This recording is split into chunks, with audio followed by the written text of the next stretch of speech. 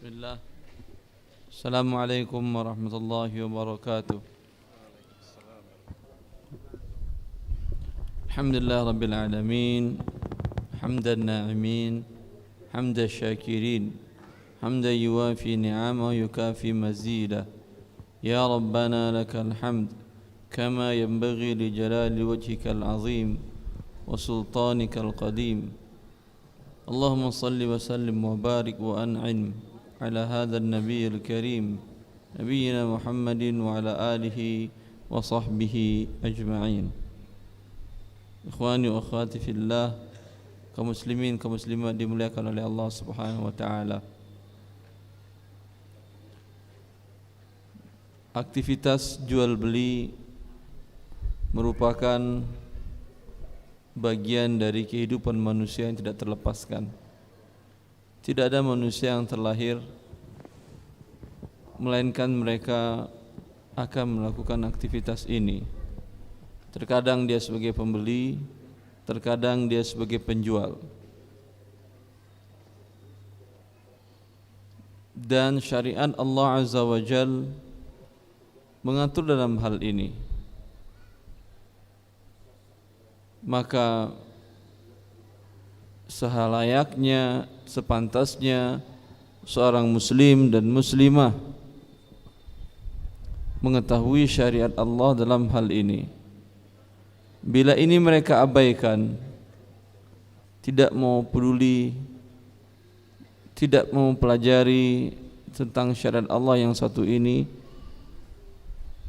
dia pasti akan terjebak di dalam perbuatan dosa, dalam mendapatkan harta dan membelanjakan harta yang ini merupakan aktivitasnya sehari-hari. Terkadang dosanya tidak terlalu gampang, berat. Bila transaksi tersebut yang dia tidak pelajari syariat Allah dalam melakukannya, baik sebagai penjual maupun pembeli, terjadi riba, sangat memungkinkan dan sangat banyak terjadi dalam kehidupan kaum muslimin keseharian mereka, riba di dalam jual beli ini. Padahal semua kita tahu bahwa riba adalah di antara dosa besar. Ya Rasulullah mengingatkan kita, ijtanibus sab'al mubiqat, hindarilah 7 hal yang menghancurkan. Apa yang hancur? Hancur jiwa kita, hancur hati kita, hancur harta kita, keluarga kita, hidup kita, keseluruhan dunia hancur, dan begitu juga di akhirat. Di antara sab'al mubiqat tersebut, Anda jelaskan oleh Allah Subhanahu wa taala adalah permasalahan akil riba, orang yang makan riba.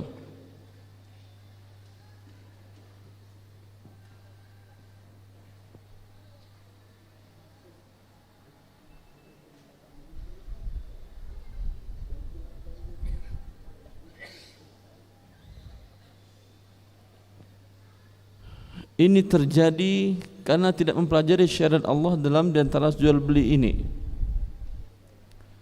Oleh karena selayaknya seorang muslim dan muslimah mempelajari syariat Allah di dalam hal ini. Karena bila terlanjur dia melakukan hal perbuatan riba ini, terkadang konsekuensinya gampang, terkadang konsekuensinya berat dan sangat berat sekali. Ada salah seorang pedagang di sebuah pasar, pusat perdagangan di Jakarta. Dia menanyakan kepada saya tentang kasus kehidupannya, kasus aktivitas dagangnya. Dia mendengar satu ceramah saya tentang permasalahan KW, menjual belikan barang KW, barang tiruan. Dan sadar dia bahwa itu diharamkan oleh Allah Subhanahu wa taala dari ceramah yang dia dengar di YouTube tersebut. Tapi sekarang dia ingin bertaubat. Ustaz, saya sekarang ingin bertaubat. Konsekuensinya apa, Ustaz? Konsekuensinya hitung semua keuntungan yang Anda dapatkan dari barang KW tersebut. Modalnya adalah uang Anda, tapi keuntungannya tidak. Berikan kepada orang yang Anda zalimi, yaitu pemilik merek asli. Dia hitung mulai dari awal usaha dagangnya sampai dia memiliki toko kios di pusat perbelanjaan tersebut, pusat belanja grosir tersebut.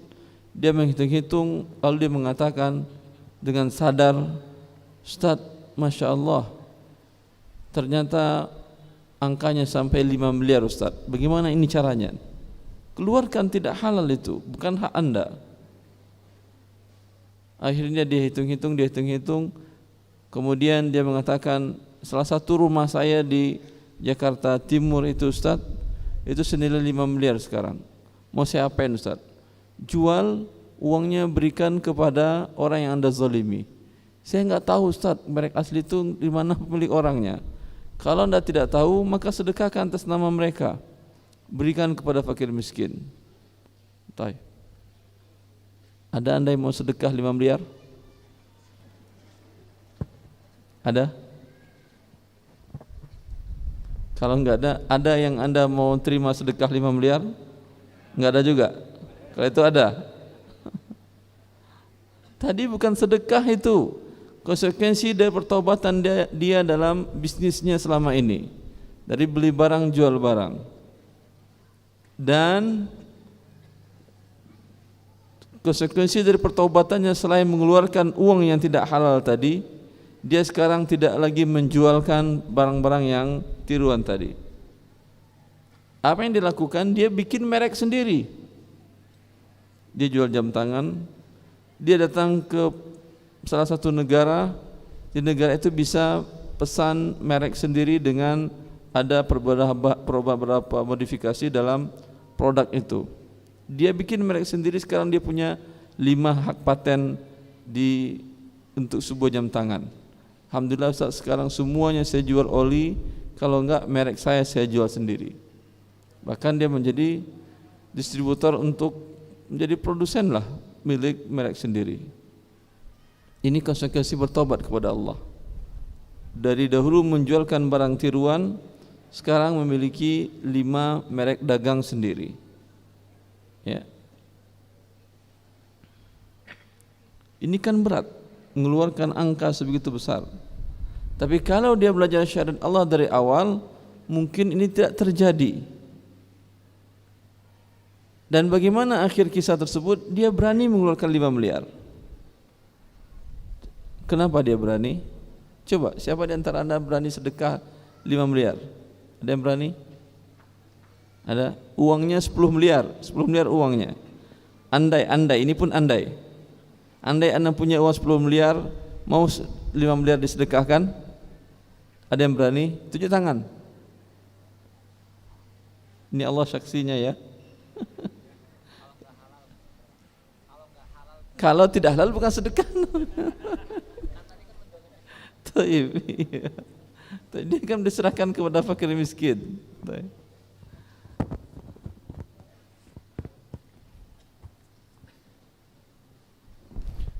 Sebagian hanya 2 orang yang berani dari sebanyak ini. Membayangkannya saja Anda tidak berani mengeluarkan 5 miliar. Hanya membayangkannya saja. Apalagi kalau realnya di tangan Anda uang itu. Yakin saya enggak berani.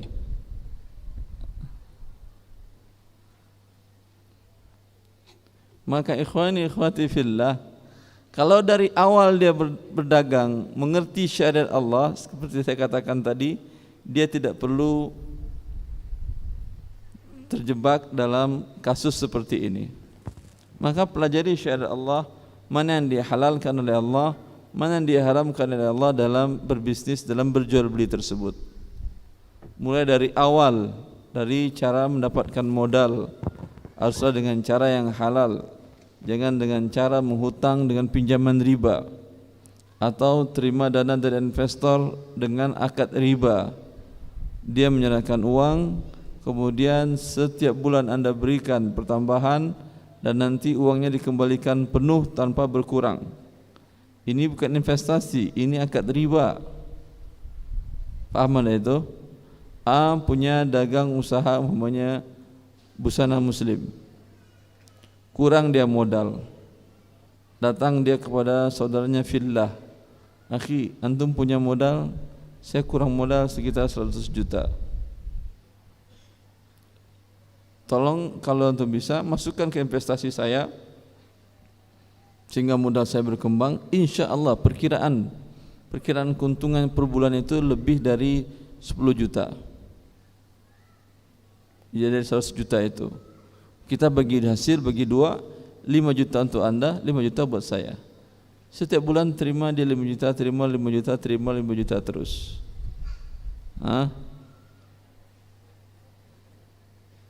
Ini namanya bukan akad bagi hasil namanya. Ini namanya akad riba. Karena kalau hitungan bagi hasil, apakah sudah ada hasil di satu bulan?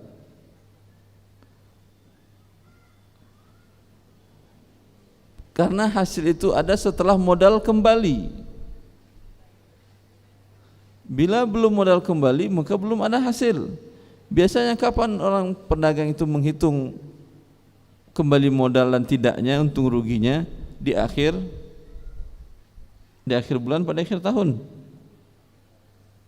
Pedagang, mana pedagang? Banyak pedagang di sini. Kapan? Setiap bulan untuk menghitung kembali modalnya? Setiap akhir bulan. Langsung dihitung berapa terjual, berapa, atau akhir tahun? Akhir bulan.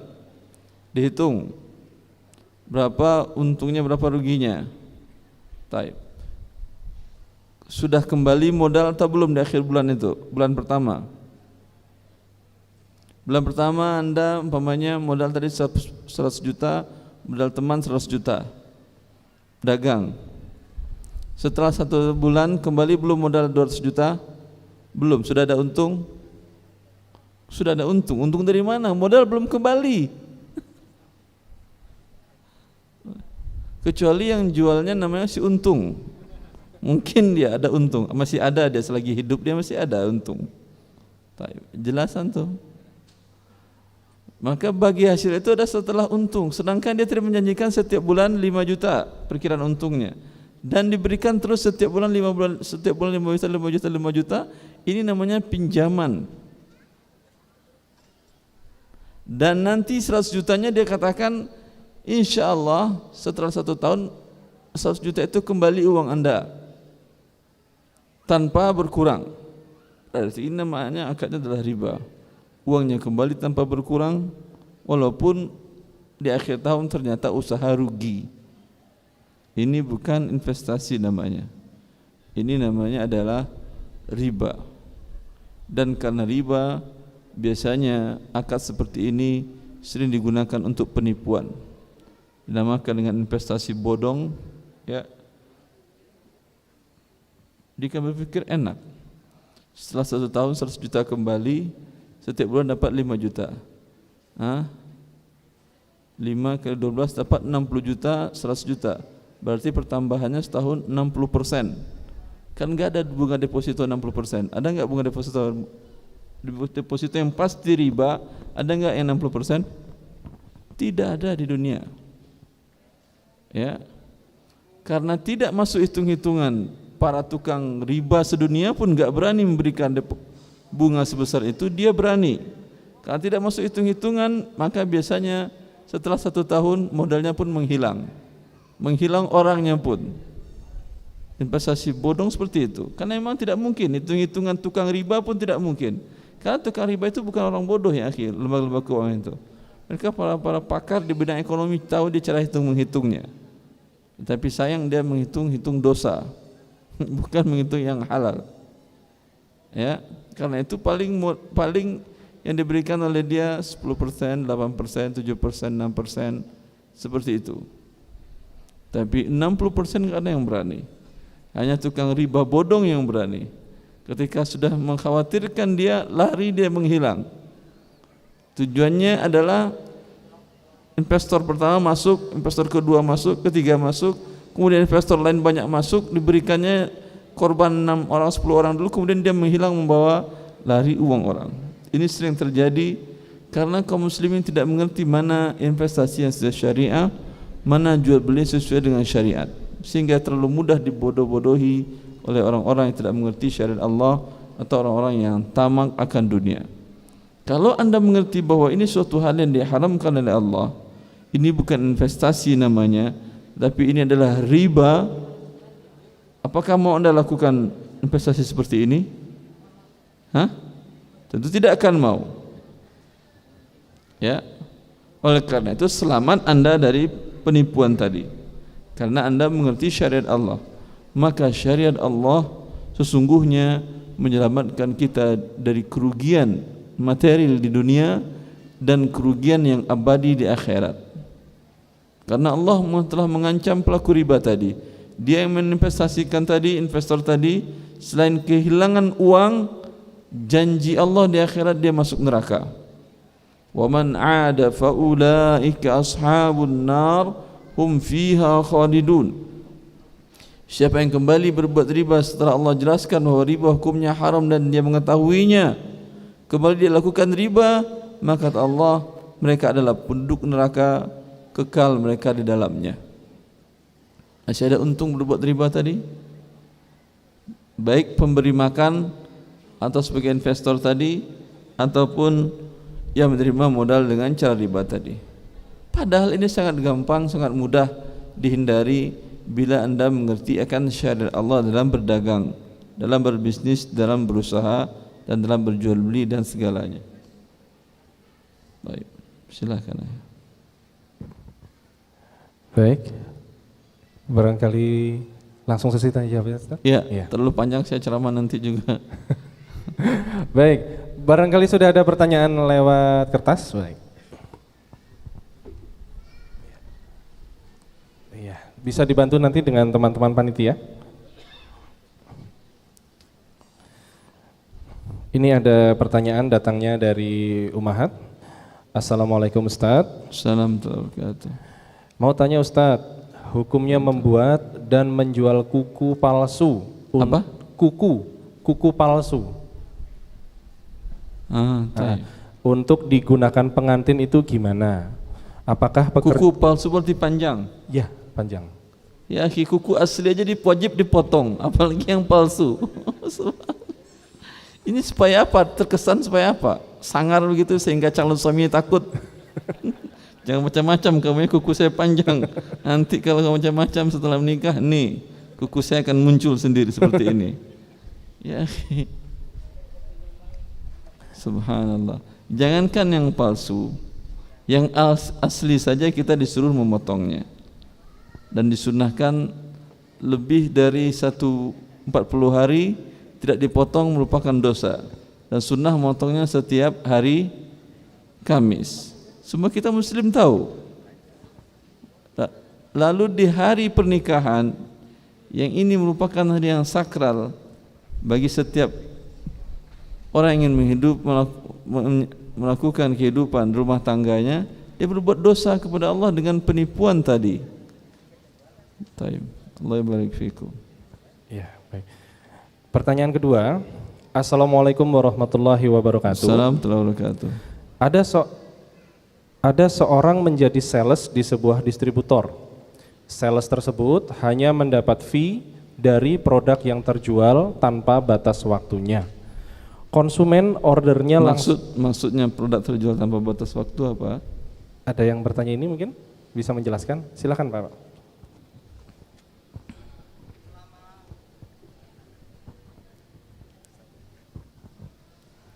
Maksud yang saya tanyakan adalah selama konsumen yang dicari, jadi sales tersebut bertugas untuk mencari konsumen. Ini kata distributor, nih barang tolong cari jualkan gitu. Iya, konsumen menawarkan sebuah produk. Konsumen atau distributor? Sales menawarkan sebuah produk kepada konsumen. Sekarang kan distributor dengan sales dulu. Iya, Ya, kata distributor, tolong jualkan produk saya ini. Iya. Diserahkan barang ke Anda. Dengan sampel, Ustaz. Sampel doang. Dengan sampel ya. Ah. Dengan perjanjian sales tidak mendapatkan gaji, tapi dia mendapatkan fee dari hasil penjualan produk tersebut. Dapat terjual dengan bagaimana kesepakatan harganya? Dia misalnya mendapatkan 1.000 setiap barang yang terjual. Dia mengatakan jual harga sekian atau enggak, harga ditetapkan dari distributor. Ya, distributor berarti telah menetapkan harga per item 100.000. Iya. Anda dapat setiap terjual 1.000. Iya, 1.000. Terus dia itu mendapatkan terus tanpa batas waktu, dia itu akan terus mendapatkan. Siapa? Salesnya tersebut. Kalau terjual. Kalau konsumen itu membeli barang ke distributor. Konsumen yang sama yang dari awal tadi dia yang dicarikan lewat sales tersebut. Dan umpamanya Anda masukkan ke toko A barang tersebut. Dan dia setuju. Selagi toko A beli dengan distributor, Anda tetap dapat 1.000 tadi. Iya. Terus dan ordernya tersebut konsumen langsung ke distributor. Jadi salesnya itu setelah dia mendapatkan konsumen tersebut hubungannya langsung ke distributor, Ton. Tapi terus dapat fee. Dapat fee dari setiap penjualan yang dilakukan antara konsumen dengan distributor. Bagaimanakah hukum fee tersebut? Alhamdulillah boleh. Enggak ada masalah. Tapi biasanya kalau seperti ini fee-nya kecil. Karena dia terus dapat. Mungkin dia melakukan pendekatan dengan si konsumen tadi cuma butuh waktu setengah hari atau 2 jam atau 3 jam atau mungkin setengah jam. Dia dapat fee seumur hidup. Ya, tentu nilai fee-nya kecil. Artinya seperti tadi 1.000 dari 100.000 berarti cuma 1%. Kalau fee yang biasa bisa 5%, bisa 10%. Baik. Tapi enggak ada masalah, bila keduanya setuju, Allah Ta'ala alam. Baik, pertanyaan selanjutnya. Ana tinggal di Batang. Saat Ana mau mudik Purwokerto, Ana melakukan open order bagi yang mau order oleh-oleh khas Purwokerto tanpa uang DP, dibayar saat barang sudah saya berikan. Apakah diperbolehkan, Ustaz? Dia mau pergi ke Purwokerto, bawa oleh-oleh untuk orang Batam. Dia open order dulu, Ustaz. Bukan bawa oleh-oleh untuk orang Batam. Bukan. Ada oleh-oleh Batam ada ya? Ada. Oleh-oleh Purwokerto gitu ya? Iya. Taib. Batang, Ustaz. Batang, bukan Batam. Batang di mana? Daerah Pekalongan, sekitar daerah Pekalongan. Oh, enggak terlalu jauh. Iya. Taib. Kemudian dia buka order. Ordernya apa artinya? Kalau dia beli nanti, yang pesan wajib bayar, gitu. Dan dibayar saat diberikan. Wajib dibayar setelah barang diserahkan baru dibayar. Iya, betul. Tapi kalau dia nggak jadi beli, nggak apa-apa, dapat risiko nggak apa-apa. Kalau nggak apa-apa boleh. Tapi kalau ngamuk-ngamuk nggak boleh. Karena berarti sudah ada akad. Akad itu artinya mengikat. Faham Anda itu? Tapi kalau dia nggak afwan teman-teman, masih ada tempat yang kosong. Duduk Pak. Duduk, di sebelah utara, bagian barat sebelah utara masih kosong. Kami persilahkan. Duduk. Iya. Kalau enggak nanti yang di belakang agak maju, silahkan merapat agar saudara-saudara kita yang lain bisa mendapatkan faidah dari kajian ini. Karena yang namanya majelis dari kata jalasa. Jalasa artinya duduk, berarti majelis duduk antum. Kalau berdiri bukan majelis namanya, maqam. Maqam tempat berdiri. Tapi kalau Indonesia maqam menakutkan. Ya, dinamakan dengan maqam Ibrahim, itu tempat berdiri Nabi Ibrahim membangun Ka'bah. Apa kalau kita namanya tangga kali ya. Itu namanya maqam. Sampai sekarang masih ada. Batu pijakan Nabi Ibrahim berdiri untuk bangun Ka'bah. Maka kalau kajian antum berdiri namanya maqam, bukan majelis ta'lim. makom taklim. Iya, baik. Ya, selagi tidak mengikat tadi boleh. Tapi kalau mengikat ketika dia buka, siapa yang mau pesan oleh-oleh dari Purwokerto, pesan A, pesan X barangnya, B pesan ini, C pesan itu. Ketika sampai diserahkannya, saya nggak jadi beli. Kamu begini kata dia. Ya, ini tidak boleh. Berarti sudah ada mengikat. Karena bila telah mengikat, si penjual ya yang datang ke Purwokerto tadi belum memiliki barang ya, dan dia sudah mengikat, sudah membuat akad penjualan, maka ini namanya menjual barang, sedangkan uang pun nanti ini namanya jual kali bil kali, jual beli hutang dengan hutang. Barang tidak diserahkan pada waktu akad dan juga belum dimiliki oleh si penjual, uang juga tidak diserahkan oleh pembeli pada waktu akad. Berarti akad terjadi sedangkan dua-duanya berbentuk hutang, dan Rasulullah sallallahu alaihi wasallam naha an bai'il kali bil kali. Nabi melarang jual hutang dengan hutang. Ini sering enggak terjadi? Berarti Anda melakukan hal yang dilarang Rasulullah sallallahu alaihi wasallam kalau sering. Umumnya kaum muslimin seperti itu. Maka solusinya tidak mengikat. Ketika barang datang dari Purwokerto, dihubungi oleh orang tersebut, mereka pada enggan untuk membeli, enggak jadi beli. Udah enggak ada masalah. Risiko tangan Anda, kan Anda mau dagang. Begitu juga pada saat sampai di rumah, tadi kan dia memang ada pesanan, tapi sampai di rumah baru langsung ada beberapa tetangga, saya pengen itu, saya pengen ini, berapa dong harganya? Ya, boleh Anda jual kepada dia, jangan tunggu yang tadi. Seperti dia tidak mengikat, Anda juga tidak mengikat. Sama seperti halnya ya, atau Anda katakan kepada yang membeli, nanti dulu, kalau si fulan jadi, dia ada pesan ini, enggak ada masalah. Kalau dia enggak jadi, silakan ambil. Silakan ambil. Itu jadi baik. Wallahu taala alam. Iya, baik. Pertanyaan selanjutnya, saya jual solar di pom bensin.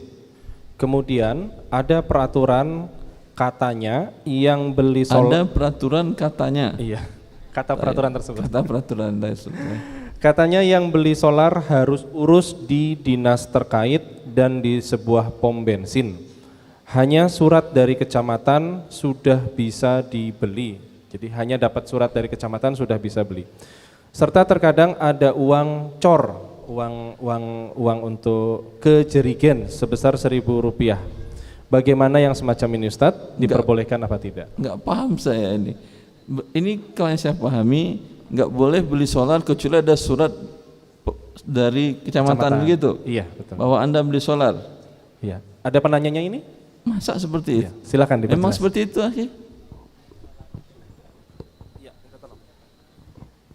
Enggak boleh beli surat kecamatan, enggak boleh beli air kecuali surat. Gini, biasanya kan membeli solar pakai drigen. Oh, itu iya ada aturan. Ya. Dan itu dilarang dimasukkan bensin dan solar ke dalam jerigen. Ya. Tapi diperbolehkan bila ada surat dari mungkin seperti dinas perhutanan. Karena apa hubungan hutan dengan takut dibakar hutan ya gitu? Ya itu peraturannya seperti itu. Kemudian kami hanya meminta dari kecamatan saja dan dari pihak pom bensin itu sudah diterima. Siapa yang menerima? Peraturan tadi jadi boleh dikecualikan surat kecamatan. Ya dari pom bensin sendiri kalau sudah ada bukti surat seperti itu diperbolehkan untuk. Yang menerangkan silahkan dia beli pakai jerigen gitu. Iya. Pakai plastik juga boleh, plastik kantong plastik juga boleh. Nggak pakai jerigen itu. Jerigen doang, kantong plastik juga. Kalau kantong plastik surat dari mana? Wallahu taala alam. Kalau memang seperti itu aturannya apa boleh buat? Nggak ada masalah. Bila tidak mendapatkan surat dari kabupaten katakanlah, kami tadi hanya kecamatan. ya enggak, harusnya di kabupaten. Tapi kami hanya meminta dari kecamatan saja. Kenapa enggak dari ketua RT aja? Dari ketua RT, RW, RT ke desa, kemudian masuk ke kecamatan, itu Harus proses 3. seperti itu. Iya. Dan dari RT sudah disetujui. Anda bikin susah orang aja, orang mau belanja disuruh ke RT RW dulu, ke kecamatan. Keburu biasanya kan dia lagi masak umpamanya, lagi sedang mendidih habis solarnya. Datang ke Anda suruh RT RW dulu, keburu rusak makanannya. Itu kan suratnya Itu aturannya begitu. berjarak 3 bulan. Nanti 3 bulan diperbaharui, 3 bulan diperbaharui. Iya, pas 3 bulan mati itu pas habis. Ala kulli hal, kalau mau seperti itu aturannya apa boleh buat? Mungkin waliul amr atau pihak yang berwenang dalam menetapkan aturan seperti ini manfaatnya tentu ada. Tentu ada tujuannya. Maka kita sebagai rakyat dan kita sebagai muslim dan Allah perintahkan untuk mentaati mereka selagi bukan maksiat. Ini kan bukan maksiat kan ya? Nah, kalau surat Maka itu sudah kadaluarsa, kami tetap membeli saja. Bagaimana hukumnya seperti Dan itu? dia mau jual. Iya, dia mau jual. Ya udah enggak ada masalah. Enggak ada masalah. Enggak ada masalah. Kemudian yang Tidak terkait ada syarat sah jual beli, harus ada surat dari RT, RW, desa dan kelurahan kecamatan untuk membolehkan. Nah, kemudian bila ada Kecuali barang-barang tertentu seperti senjata itu iya. Baik. itu kalau ada yang setiap 1 drigen itu harus ada uang cor 1.000, itu gimana itu? Cor itu apa maksudnya? Semacam ngisi itu, upah isi. Upah ngisi, Anda kan beli bukan gratis. Kenapa diupah lagi dia oleh Anda? Enggak masuk harga lagi. Tips intinya atau apa? Riswah kan intinya. Saya laporin KPK antum. Tapi nggak apa-apa, saat di bawah 500.000 kan nggak termasuk. Ya itu kan sekali belanja. Kalau 500 kali belanja udah 500.000, termasuk gratifikasi. Nggak boleh, ini bagian dari tips. Nggak boleh yang seperti itu. Nggak boleh. Tapi yang pertama kecuali boleh. Yang pertama boleh. Kecuali Anda sampaikan kepada pihak pemilik SPBU-nya. Si yang itu, yang pegawai yang pakai baju itu, yang namanya si fulan itu tadi minta tips. Daripada saya nggak dapat minyak, saya kasih dia tips. Gimana? Boleh nggak Pak? Kalau dia marah-marah berarti riswah. Kalau dia mengatakan ya boleh nggak apa-apa, ya udah nggak apa-apa. Ya, sakallah khair. Allah barik fiik ya akhi.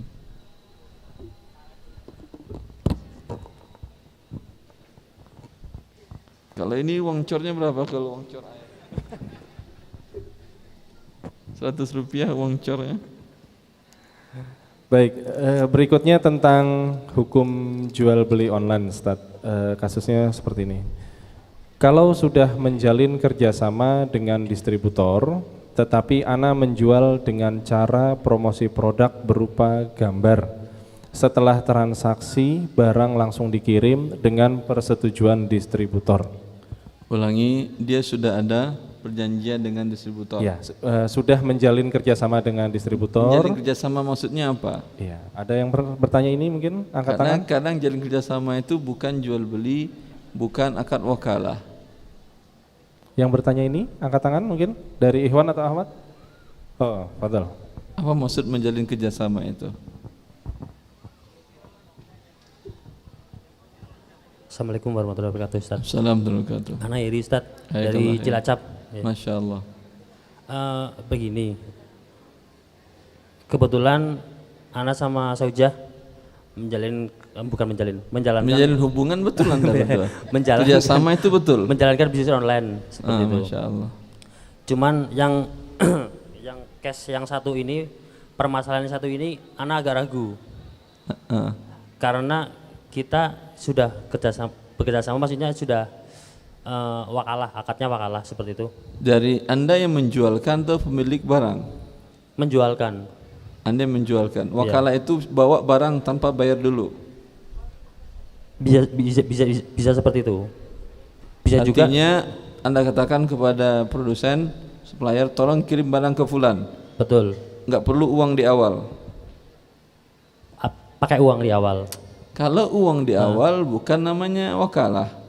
Jual beli Anda dengan produsen namanya. Oh gitu. Oh. Taib.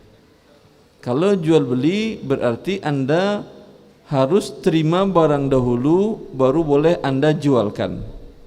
Bukan sekedar akad beli saja. Taib. Ya, untuk menjadi halalnya.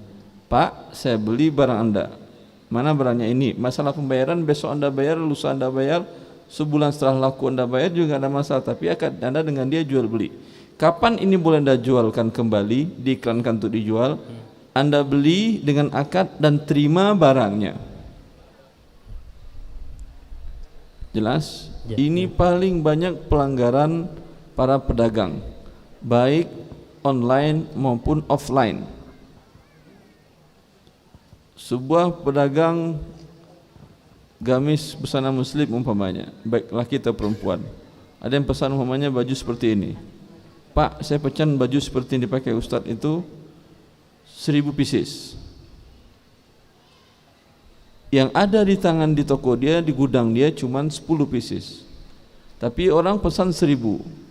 Saya bayar cash Pak, ini cash kata dia. Dijual oleh dia atau tidak? Pasti dijual, siapa yang gak mau uang? Paham antum? Bagaimana cara dia untuk memastikannya? Sebentar dulu kata dia, tetap saya jual kata dia. Dia hubungi, dicari nomor, dapat nomor kontak produsen barangnya. Dia telepon. Dia telepon. Beli sebanyak, tadi kan ada 10, tinggal kekurangannya 990. Iya kan? Bayar semuanya sekitar harga 9, umpamanya harga sekitar 30 juta. Dibayar cash oleh dia. Udah cash dibayar nih. Sudah ada akad pembelian. Langsung dibilang, Pak, tanda tangan, saya sudah beli barangnya, silakan kita bawa akad. Bapak kapan mau bayarnya? Barang sudah saya beli. Sah dia jualkan ini? Belum sah dia jual. Walaupun dia sudah bayar cash dan sudah ada akad. Kenapa belum sah dijualkannya? Karena barang belum diterimanya. Ini yang dilarang oleh Rasulullah sallallahu alaihi wasallam, la tabi' ma laysa indak. Ketika Hakim bin Hizam datang kepada Rasulullah, ya Rasulullah, inni abi'u wa ashtari, famadha yahillu li wa ma yahrumu alayya.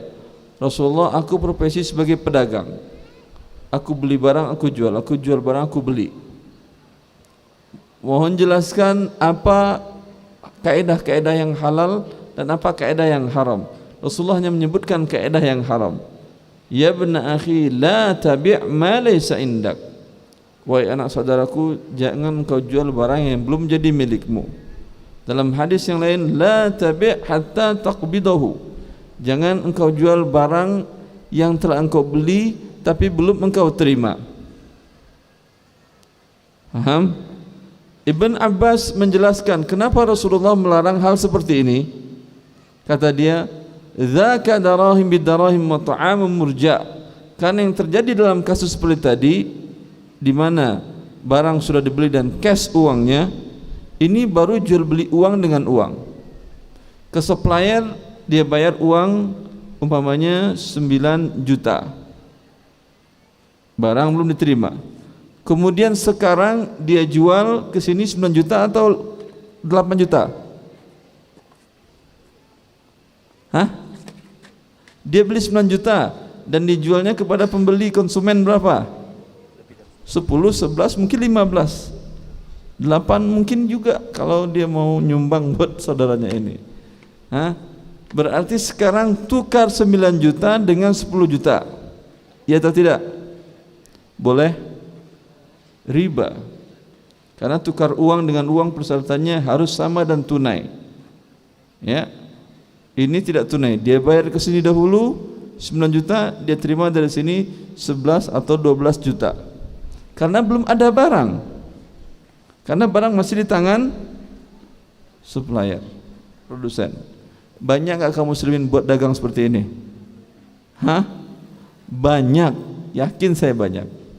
Karena sifat ingin mendapatkan keuntungan yang besar tadi. Kalau dia tunggu barang dulu, lalu bagaimana solusinya tadi? Dia suruh kurirnya tahu dia bahwa barang ini ada di produsennya, ada di kota Jakarta umpamanya. Dia suruh kurirnya atau tetangganya atau temannya di Jakarta, tolong kamu hubungi si fulan, saya sudah bayar uang ke dia, beli barang sebanyak 990 pieces, merek ini jenis-jenisnya, tolong kamu terima dari dia. Kemudian setelah serah terima, minta dia kirimkan barang kepada konsumen di kota Purwokerto, orangnya tadi di Pekalongan umpamanya, yang transaksi tadi. Jelas? Setelah kamu terima barang dari dia, telepon ke saya. Diterima oleh sana barang, telepon udah saya terima bang tadi. Ya udah, Mas saya jual kepada anda. Tadi masih di depan dia kan, Mas saya jual 12 juta. Ini boleh? Ini boleh karena barang sudah diterimanya dan risiko berpindah ke tangan dia. Kalau tadi tidak, uang dengan uang baru, risiko dia tidak ada. Ternyata barang yang diterima, yang dibelinya tadi menjadi hilang, hancur segala macam, terbakar atau kebawa banjir dan segala macam. Saya yang bertanggung jawab. Ekspedisi tanggung jawab.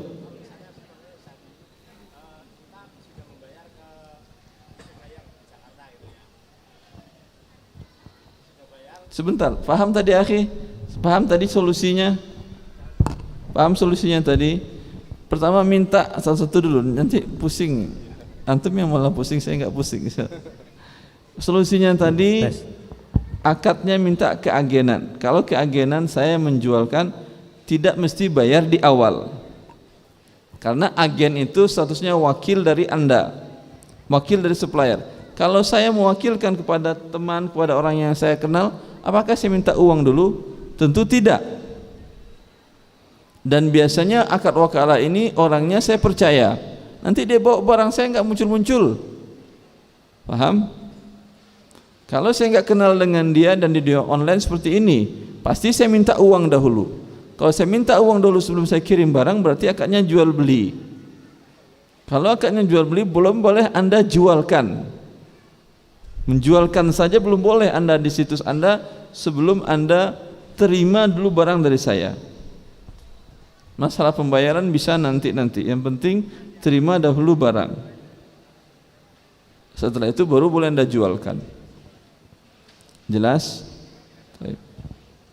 Kalau misalnya kita sudah membayar ke supplier di Jakarta, Ustaz. Ya. Sudah dibayar, kita minta tolong kepada supplier, tolong diantarkan ke ekspedisi. Terus ekspedisi ini siapa? Teman Anda? Ekspedisi itu jasa kurir, Ustaz. Enggak, maksud saya ekspedisi ini wakil Anda. Ekspedisi itu enggak ada hubungan dengan Anda kan ya? Jasa ekspedisi, Ustaz. Tak, iya jasa ekspedisi ini kecuali Anda katakan kepada dia, wahai jasa ekspedisi, terima barang atas nama saya dari si fulan. Lepas tanggung jawab berpindah kepada ekspedisi. Betul. Betul begitu? Ketika di perjalanan ada masalah itu kan ekspedisi yang bertanggung jawab dengan barang itu, Ustaz.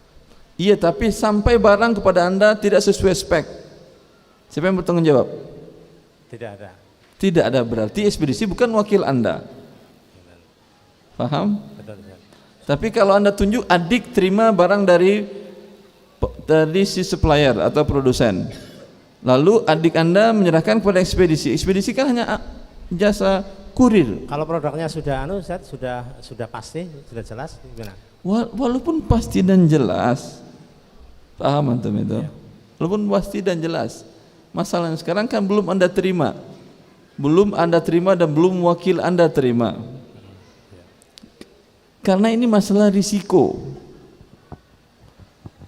Ada salah seorang ikhwan waktu di Bekasi Tabligh Akbar, dia pejabat di Pertamina.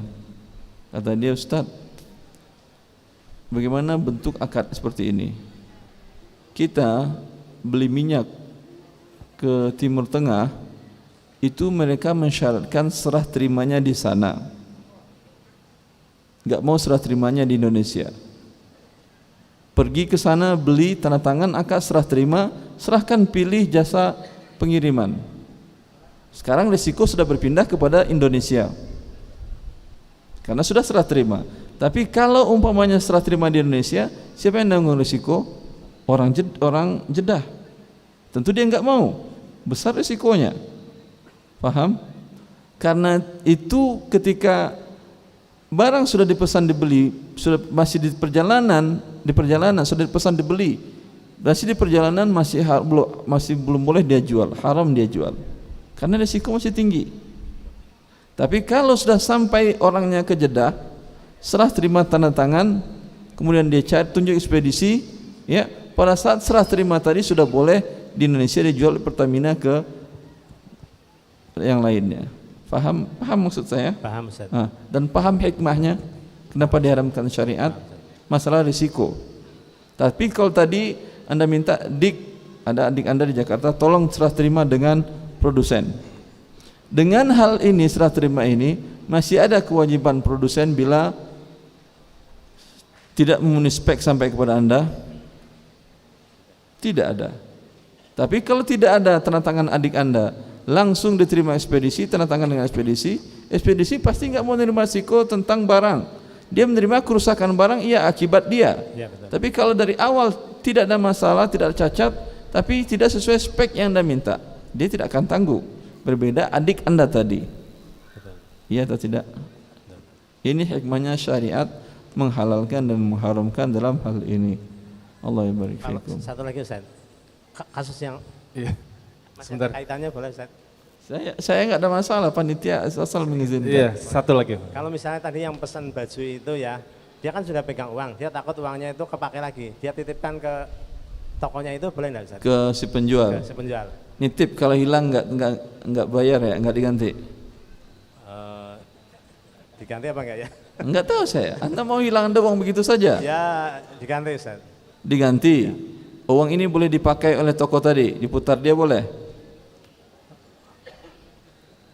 Dia Anda minta untuk ganti, tapi enggak boleh dia pakai. Bayar Anda uang sewa. Ya karena kan uangnya campur Ustaz. Uangnya nanti kan campur nanti, jadi kan otomatis mungkin bisa jadi Anda kepake. nitip uang ke toko. Iya. Kemudian hilang harus digantinya. Iya. Uang boleh dipakai atau tidak sama dia, sama toko tadi?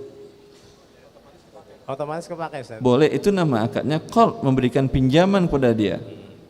Ini boleh dengan syarat dia tidak boleh mendapat keuntungan dari Anda. Dengan memberikan diskon dan lain-lain. Kalau dia memberikan diskon kepada Anda, maka menjadi riba. Faham antum itu? Dan ini yang dilakukan oleh Zubair bin Al-Awwam. Zubair bin Al-Awwam salah sahabat Rasulullah SAW dan pedagang. Dan banyak orang menitip, Bapak, Ibu, kalau kasihan duduk Ibu di situ Ibu.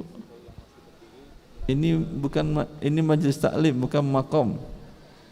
Silahkan duduk.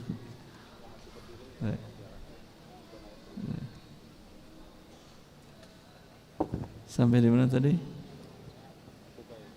Sudah selesai? Alhamdulillah. Baik Ustaz, kita lanjutkan. Izin bertanya Ustaz. Fadhil diizinkan. Ana bekerja di apotik. Sebagian penjualan adalah alat kontrasepsi. Apakah gaji yang didapatkan haram? Pertanyaan, apakah alat kontrasepsi haram tidak boleh diperjualbelikan? Alat kontrasepsi bukan hal yang baru. Saya waktu di program S2 fikih dahulu di usul fikih, ada salah satu tulisan disertasi tesis teman di Mahal Qadha berjudul tentang an-nawazil fil jins, masalah kontemporer dalam seks, termasuk boleh membahas tentang alat kontrasepsi. Tahu Anda, ternyata para ulama masa dahulu pada abad ke-5 Hijriah telah membahas hukum bila seseorang menggunakan pembatas seperti kain. Ini adalah kontrasepsi juga atau tidak? Kontrasepsi juga pakai kain. Sudah dibahas oleh mereka tentang hukumnya bagaimana. Ini dia bagian dari azal. Barangnya adalah barang yang halal. Ya. Tapi penggunaannya apakah untuk yang halal atau tidak tergantung orangnya. Jelas? Kalau Anda tahu dia pengantin baru segala macam, ya, dia beli kontrasepsi ke Anda, siapa yang melarang dia untuk membeli? Tidak ada. Boleh Anda jual kepada dia. Kecuali Anda tahu dari gelagatnya ini orang sepertinya bukan suami istri. Datang dia ke apotek Anda untuk beli itu, baru boleh Anda tidak menjualnya. Anda bilang, tolong tunjukkan surat nikah kamu dulu baru saya jual. Boleh, hak Anda, karena ada gelagat yang tidak benar, namanya zon. Paham? Paham ini? Baik. Apa? Kalau tetap Anda jual, ya berdosa Anda, karena ada zon. Kecuali orang biasa, ada bapak tua dia jalan sama istrinya, antum tahu sering dia jalan berdua, semua orang nggak pernah ribut, ya. Ini adalah suami istri, berarti dia beli nggak ada masalah. Baik. Apalagi kalau datang belinya pakai peci haji kayak antum, jual aja ke beliau nggak ada masalah. Nggak perlu tanggal pecinya. Nanti nggak mau orang jual kan tuh tanggalin pecinya. Baik, fadhal yang lain. Iya, baik. Pertanyaan berikutnya. Assalamualaikum Ustadz. Assalamualaikum warahmatullahi wabarakatuh. Bagaimana status harta seorang ibu angkat yang berasal dari harta waris almarhum suaminya yang telah diberikan semasa si ibu hidup dan sehat kepada anak angkatnya? Enggak paham saya ini. Jadi status ibu angkat yang mana suaminya meninggal. Iya. Berarti dia istri angkat. Bukan. Yang meninggal siapa? Laki-laki. Yang meninggal bapak angkat. Laki atau perempuan yang meninggal? Yang meninggal laki-laki. Laki-laki. Ketika dia meninggal dia ada istri. Ada istri. Istri ini istri yang kedua atau yang ketiga atau yang keempat. Enggak ada masalah. Semuanya dapat andai masih hidup. Atau saya bacakan dulu Ustaz. Baik. Saya ulang ya. Bagaimana status harta seorang ibu angkat yang berasal dari harta waris almarhum suaminya yang telah diberikan semasa si ibu hidup dan sehat kepada anak angkatnya? Apakah sah? Kemudian bagaimana sikap anak angkat apabila setelah si ibu meninggal harta tersebut diminta kembali oleh anak si ibu dari pernikahan si ibu sebelumnya? Ya. Ini meninggal seorang laki-laki, terus dia wariskan hartanya kepada istrinya dengan cara hibah. Dengan cara hibah atau waris? Mana yang bertanya? Yang bertanya mana? Ya. Silakan, minta tolong mic-nya. Iya.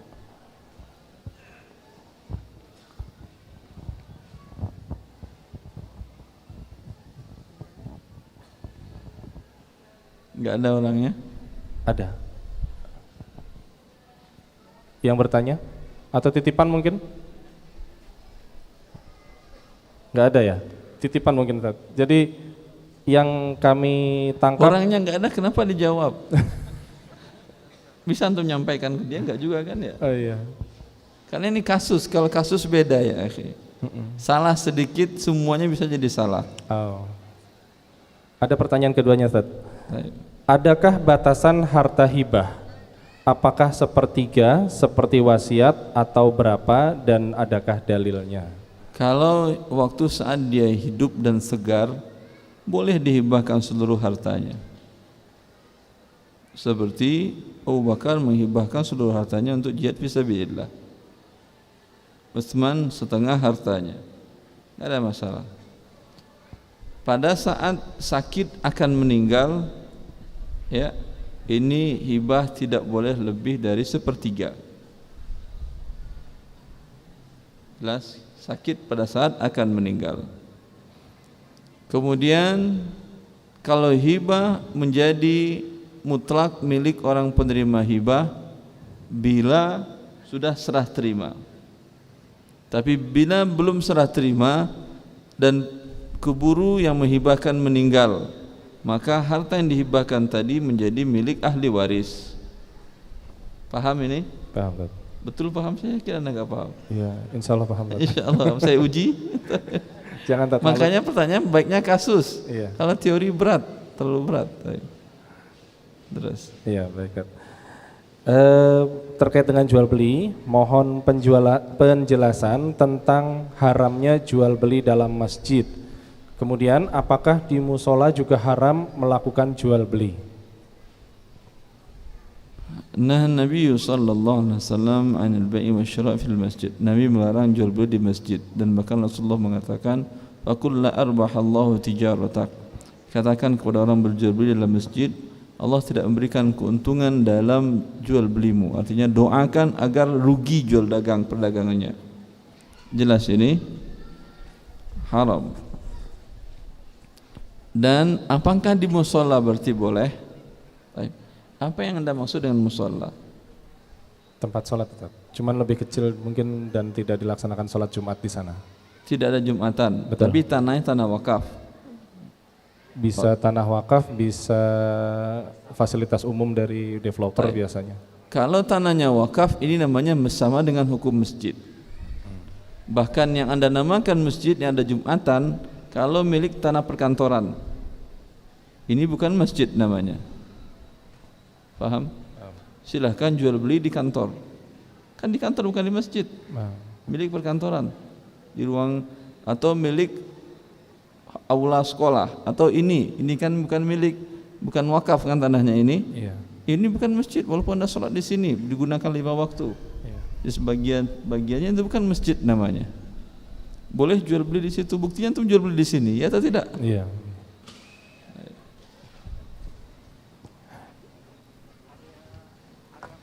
Area masjid itu mana? Seluruh tanah yang wakafkan untuk masjid di sana.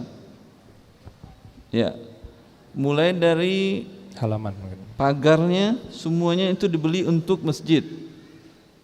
Ya. Seperti antum lihat kalau kita melakukan ibadah haji dan umrah, lihat Masjid Nabawi dan Masjidil Haram. Mana batas masjid dan tidak dengan pertokoan? Kalau Masjidil Haram, mana batas antara Masjidil Haram dengan Grand Zamzam? Mana batasnya? Ada tiang setengah 1 meter seperti ini, ya atau tidak? Warna hitam, kemudian ada lampu di atasnya. Itu di ujung dari ubin yang berwarna putih. Yang berwarna putih Masjidil Haram, Anda setengah jengkal saja keluar dari situ milik Grand Zamzam. Langsung pertokoan, pasar. Itu batasan antara Masjidil Haram dan selainnya. Masih di halaman masjid tersebut yang putih itu, ya, Anda ada orang pesan online, Anda oh iya silahkan, nanti saya kirim barangnya. Itu jual beli namanya. Haram di sana. Keluar sedikit setengah langkah, selesai. Buat akad di sana. Jelas? Maka kalau masjid yang tanahnya wakaf, karena persyaratan masjid Allah mengatakan wa annal masajida lillah fala tad'u ma'allahi ahada. Sesungguhnya masjid-masjid itu milik Allah. Bagaimana merubah tempat menjadi milik Allah? Tentu dengan diwakafkan. Seperti Rasulullah SAW membuat Masjid Nabawi, itu tanah beliau beli dari beberapa orang anak yatim, kemudian beliau wakafkan. Beliau wakafkan bukan menjadi milik pribadi lagi, bukan menjadi milik pribadi yang tidak bisa diwariskan dan tidak bisa dihibahkan, tidak bisa dijual belikan lagi, sudah menjadi milik Allah. Maka yang diwakafkan semuanya untuk masjid tadi, itulah masjid. Walaupun sebagian belum dibangun bangunan di sana,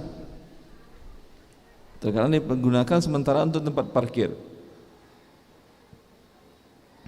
Jelas? Kamar mandi wakafnya bukan wakaf masjid, wakaf fasilitas pendukung. Anda lihat di Masjidil Haram ada kamar mandi di dalam masjid, semuanya di luar masjid. Bahkan sekarang di samping Grand Zamzam dibuat kamar mandi khusus yang lebih panjang dan lebih luas.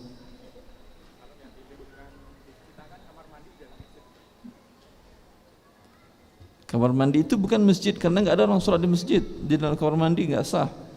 Wakafnya adalah wakaf untuk masjid dan kamar mandinya. Jazakallah khair ya. Masih masuk kamar mandi, Anda bisnis di situ di kamar mandi. Boleh, tapi enggak ya akhi. Ketika masuknya Anda berlindung kepada Allah dari syaitan, laki dan perempuan. Di sini Anda dagang di tempat syaitan berarti. Innalillah. Baik. Iya, baik. Berikutnya, Assalamualaikum Ustaz. Assalamualaikum warahmatullahi. Saya 12 tahun bekerja di perusahaan direct selling. Perusahaan tersebut membeli produk ke perusahaan A.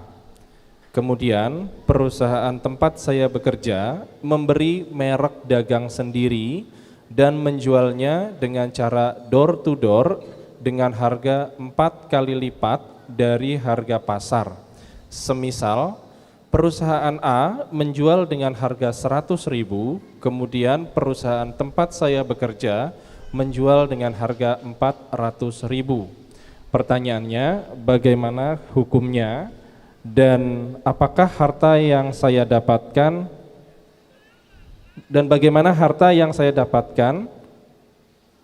sekarang Ustadz? Karena saya sekarang sudah resign. Baik. Pertama, direct selling. Direct selling artinya jual beli langsung kan ya? Penjualan langsung kan ya? Harusnya kalau jual langsung murah atau mahal? Murah. Berarti dia ngomong direct selling bohong-bohongan aja. Dia ingin menipu orang. Harusnya murah. Nyatanya mahal. Mahal 4 kali lipat daripada yang tidak direct selling, yang dengan distributor yang panjang. Ya, berarti ini adalah penipuan harga.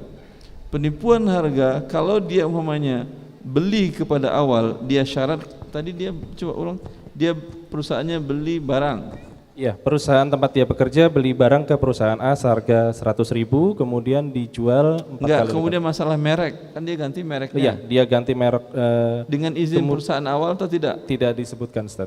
Nah, kalau tidak disebutkan, wallahu ta'ala alam. Kalau dia tidak, Antum menanyanya? Iya. pertanyaan saya gampang jawabnya.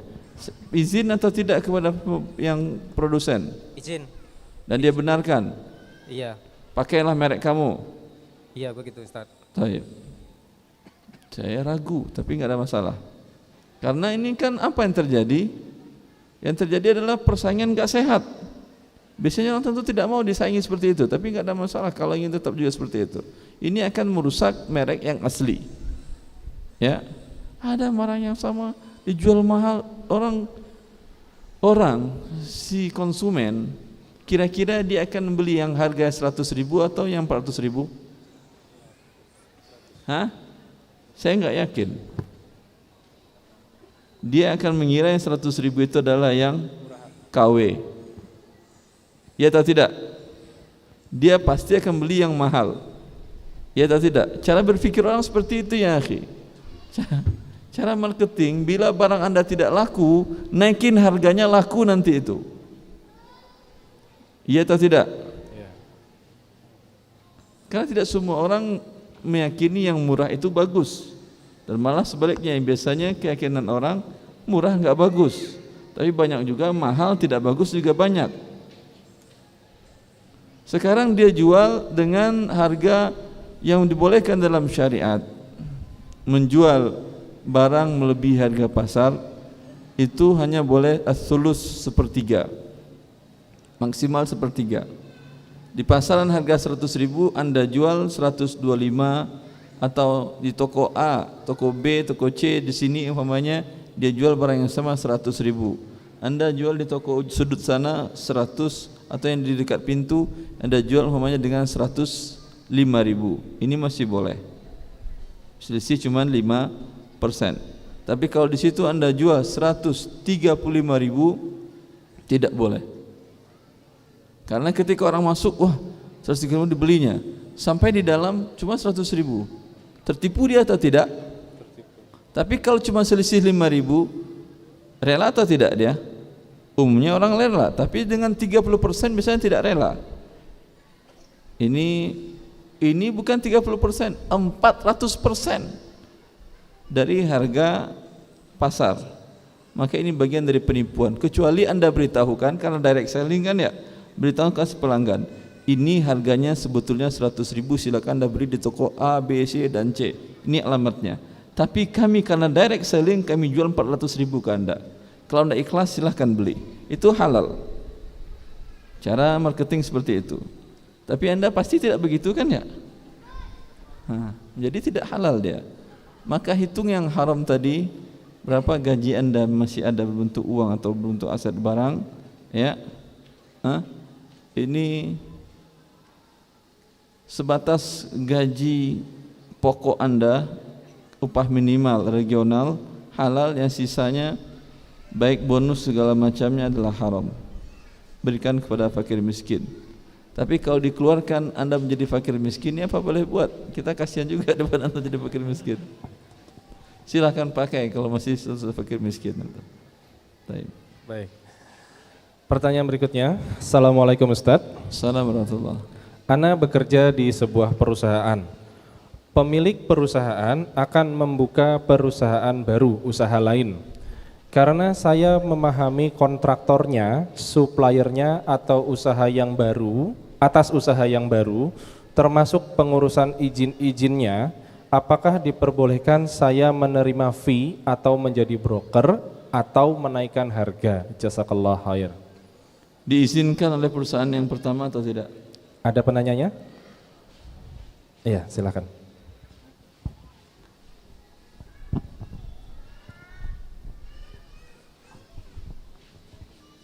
Tidak tahu, Ustaz.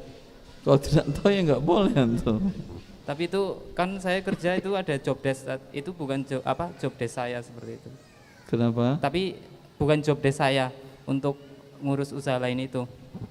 Iya, Anda pakai jam kerja atau bukan? Kadang, Ustaz. Iya, Anda disuruh kerja untuk ini, Anda kerjakan yang lain, dapat gaji ini, dapat juga ini, dapat juga. Boleh seperti itu. Seorang muslim memenuhi persyaratannya. Anda digaji untuk duduk. Capek saya duduk mulu. Mending Anda proyek baru, saya kerjain yang lain. Kalau di luar kerja segala macam, enggak, haram. Anda disuruh untuk gaji untuk duduk manis gitu aja. Sekarang Anda proyek pengetikan, Anda ketik sambil duduk biar enggak capek segala macam. Haram ya akhi. Anda bukan untuk disuruh ngetik, disuruh duduk, kecuali uang hasil ketikan Anda berikan kepada bos Anda yang menggaji duduk tadi. Pak, saya kan sudah digaji untuk duduk, tapi karena saya bosan, saya terima ketikan. Ini uang ketikannya untuk Bapak. Halal kalau begitu. Paham antum? Paham, Ustaz. Dan sebaliknya juga. Anda digaji untuk disuruh ngetik. Duduk aja kerja Anda dapat gaji, ngetik, padahal Anda duduk, kembalikan uangnya. Pak, kalau gaji duduk cuma segini. Saya cuma duduk, saya nggak ngetik. Maka sebagian gaji ambil lagi untuk Bapak. Paham, Ustaz. Allah barik fikum. Iya, baik. Berikutnya Tat, menyambung tentang jual beli di masjid dan tanah wakaf Tat. Bagaimana kalau Di tanah masjid wakaf dan tanah wakaf bukan seperti itu. Persyaratan masjid tanah wakaf ini berarti di setiap tanah wakaf enggak boleh jual beli. Enggak, bukan seperti itu. Dia wakafkan tanahnya umpamanya untuk menjadi tempat wisata kaum muslimin. Ditarik biaya juga dan biayanya untuk keuntungan kaum muslimin, atau dia wakafkan gedung ini, manfaat dari gedung ini, jasa uangnya untuk fakir miskin. Ini boleh jual beli di sini karena ini bukan masjid. Yang dimaksud saya itu, masya Allah. Jazakallah khair, Allah barik fiik. Enggak apa-apa, merah putih enggak apa-apa. Enggak boleh hitam-hitam, enggak boleh. Ya, pertanyaannya begini Ustaz. Bagaimana kalau tanah wakaf tadi diwakafkan ke yayasan dan untuk masjid atau bukan? Dan masjid dibangun di atas tanah wakaf yayasan? Apakah tanah berarti yang berwakaf sekarang untuk masjid yayasan? Iya. Seperti itu ya pertanyaannya? Ya, silakan mic-nya.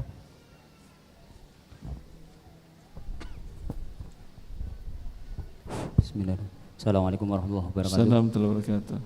Begini Ustaz, kaitannya dengan membangun masjid tadi. Jadi tanah diwakafkan ke yayasan. Yang mewakafkan seseorang Ke yayasan. tanah. Ya. Kemudian dalam yayasan itu untuk apa wakafnya ini? Dia nggak nyebutkan. Untuk sekolahan, untuk apa sajalah oleh yayasan itu, salah satunya adalah masjid. Nah di situ juga ada sekolahan dan bangun koperasi juga karena posisi milik yayasan. Yang jadi pertanyaan, bolehkah ketika jual beli itu di atas tanah yayasan bukan masjid, milik yayasan? Dia berwakaf untuk yayasan. Iya. Wakaf yayasan ini dia tahu mengelola pendidikan, akan ada masjid juga di sana. Iya. Dan dia tidak tentukan bagian mana yang untuk masjid, tidak tentukan dia. Ini berarti kebijakan yayasan. Kebijakan yayasan. Yayasan berarti bangun di atasnya masjid. Tapi dia rubah nggak status tanah tadi menjadi wakaf oleh yayasan atau masih milik yayasan? Tanah wakaf itu tersebut masih milik yayasan dan memang paham saya.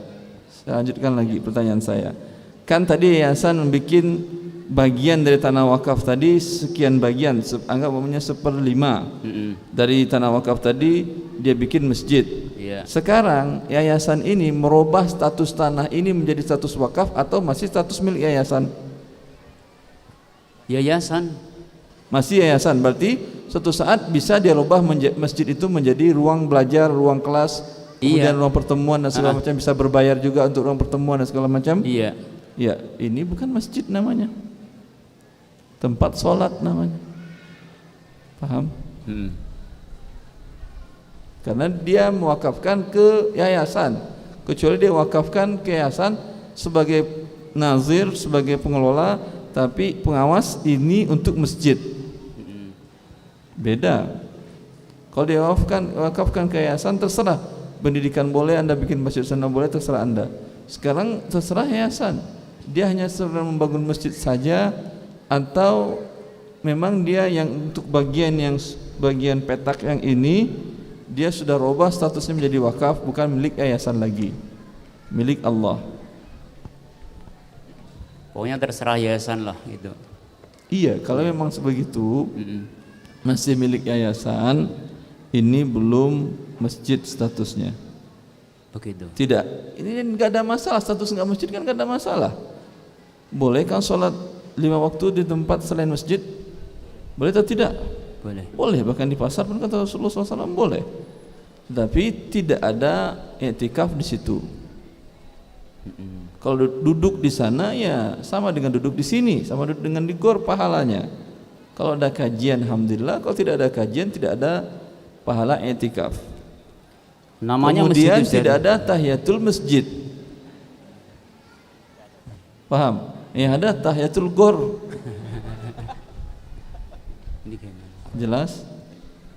Meskipun dinamakan masjid ini. Iya, tamakan gor ini gor masjid. Nama gornya, nggak ada masalah kan? Apakah dengan nama berubah statusnya? Hewan umpamanya dinamakan namanya dengan nama manusia, berubah status jadi manusia? Tidak kan? Paham, akhi? Baik. Jazakallahu khairan. Kalau ingin juga menjadi masjid, yayasan yang mewakafkan. Urus ke Badan Wakaf Indonesia bahwa yang bagian tanah yang ini menjadi wakaf, tidak bisa dimiliki yayasan. Artinya suatu saat ketika yayasan likuidasi, ini nggak bisa diakui yayasan sebagai hartanya dia. Tidak ada yang dilikuidasi karena ini milik Allah. Jelas? Tidak juga bisa dijual oleh yayasan, tidak boleh dirubah fungsikan oleh yayasan, dan seterusnya. Ya, baik. Pertanyaan berikutnya, Ustaz. Saya jual beli mobil.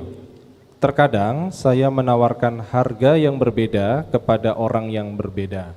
Bagaimana hukumnya, Ustaz? Boleh, nggak ada masalah. Baik, pertanyaan tidak ada dalam akad jual beli harga harus satu walau orang berbeda, tidak ada. Oleh karena itu hukum asal jual beli adalah boleh. Maka apapun yang Anda buat selagi tidak melanggar syariat Allah, pada dasarnya boleh. Baik. Ya, baik. Selanjutnya, penjual sapi kurban dari luar kota yang menjual sapi melalui brosur foto. Apa? Melalui brosur foto. Ah. Sapi tidak akan dikirim sebelum dibayar. Dan ketika melakukan pengiriman pasti tidak sesuai foto karena tidak mungkin sapinya kembar. Apakah jual beli Sapinya? kembar? Nggak paham saya. Maksudnya tidak sama persis dengan yang difoto, Ustaz. Yang di foto lain, yang dijual lain. Iya, Yang di foto warnanya putih, yang ini warnanya merah. bisa jadi seperti itu, Ustaz. Berarti dia jual apa dia? Iya. Yang dijambalnya gambar atau sapi? Ada penanyanya mungkin? Nah, silakan. Maksudnya gimana, Pak? Pakai mic, Pak, silakan. Sapi bukan barang pabrikan, jadi tidak mungkin sama. Pasti yang difoto dan yang dikirim pasti akan lain. Mungkin lain warnanya, lain gemuk dan kurusnya gitu. Hanya foto itu hanya kurang lebih. Nanti sapinya seperti ini harga sekian gitu. Sebentar. Sapi tadi milik penjual. Milik penjual tapi di luar kota. Penjual yang jual di luar kota ini dia yang foto. Iya. Lalu dibilangnya jualkan tolong sapi saya, atau Ya. yang foto tinggal foto dia jual. Yang memfoto, yang menjual dikirimkan ke saudaranya Atas di luar perintah kota. si pemilik sapi atau bukan? Atas perintah si pemilik sapi. Artinya kalau kemudian ada orang lain yang beli sebelum yang disuruh foto tadi datang, dia jual juga atau tidak? Sebelum Kan tadi nih foto tolong jualkan. Ya. Lalu datang bapak beli ke saya. ya Dia masih belum ada beritanya. Bapak mau beli cash. Ya. Saya jual nggak sapi ke bapak? Iya pasti. Iya, Yang iya. namanya orang jual pasti iya kan, Iya. cash. Iya. Iya pasti. Yang tadi saya beritahu nggak itu yang sapi warna itu sudah laku. sobek sudah laku, yang Iya. nggak ada jual gitu. Iya. Terus ini yang dikirim sapi lain yang sepadan. Tapi tetap dijualnya. Oh maaf Pak Ustadz, sudah saya jualkan juga, gitu kan ya? Iya. Ya, yaudah saya kirimkan sapi yang sepadan dengan itu. Iya. Tapi bukan yang dalam foto. Iya.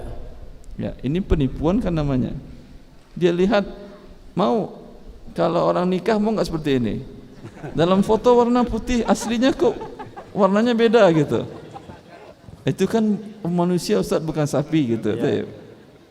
Ya, pertanyaan berikutnya Mas, dilanjutkan Mas. Nggak boleh, akhi. Baik, apakah jual beli ini halal? Kalau haram, bagaimana hukum ibadah kurbannya? Baik. Dia membeli kurban itu menjadi lazim ketika telah masuk awal Zulhijjah. Idza dakhala al-ashru wa 'inda ahadakum al-jidah.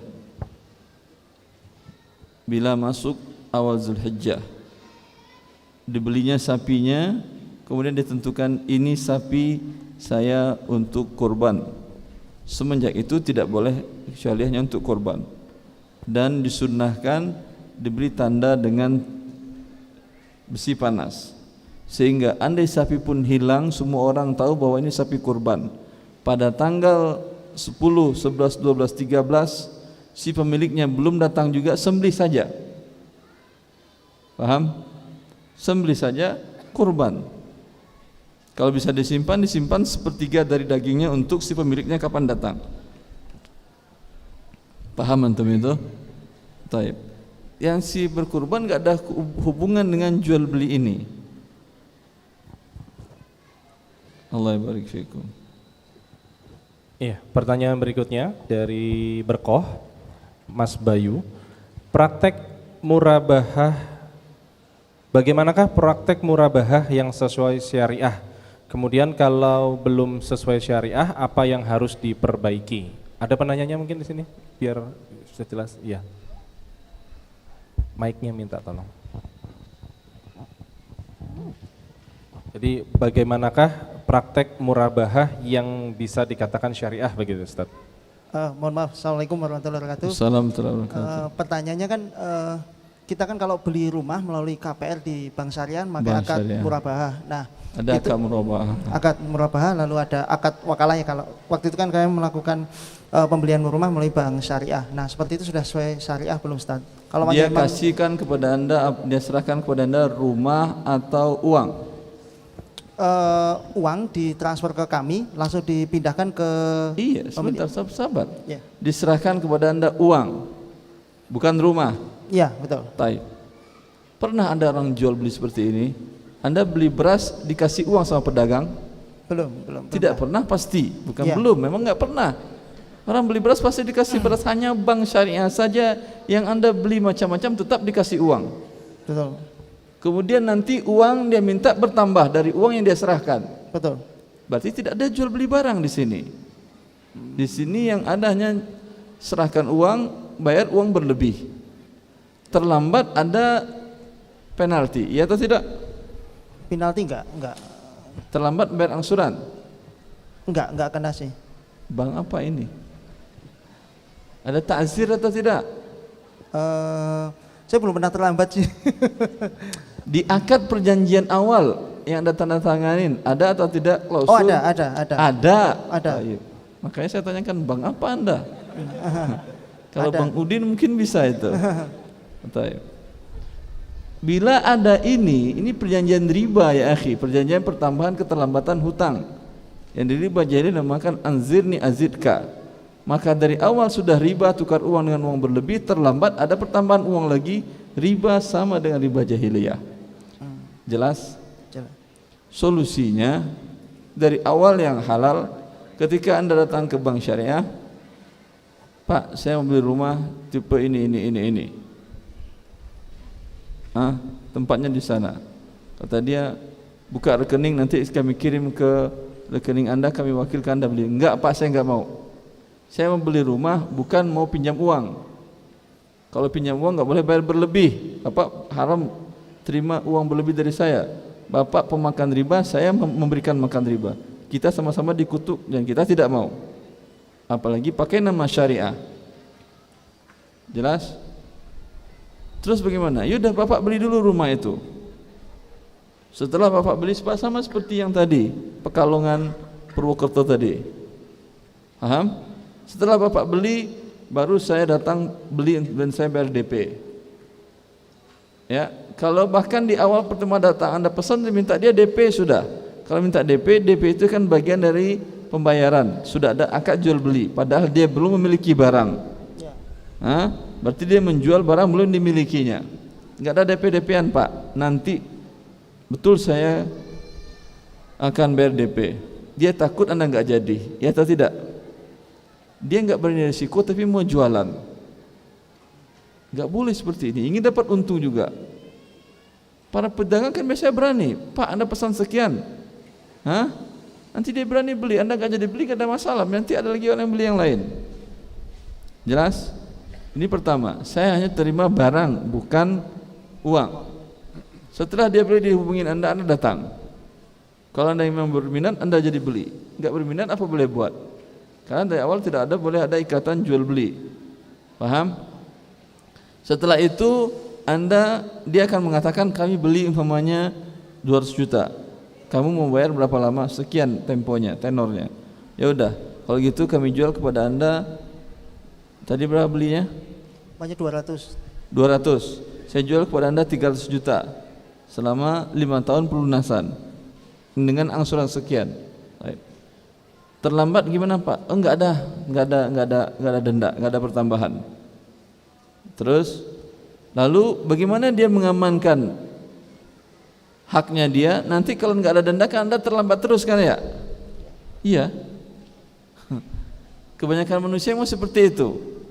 Maka bagaimana dia buat akad umpamanya 2 kali, 3 kali terlambat dan tidak ada etikat baik untuk membayar, maka rumah akan dijualkan ke pihak yang lain.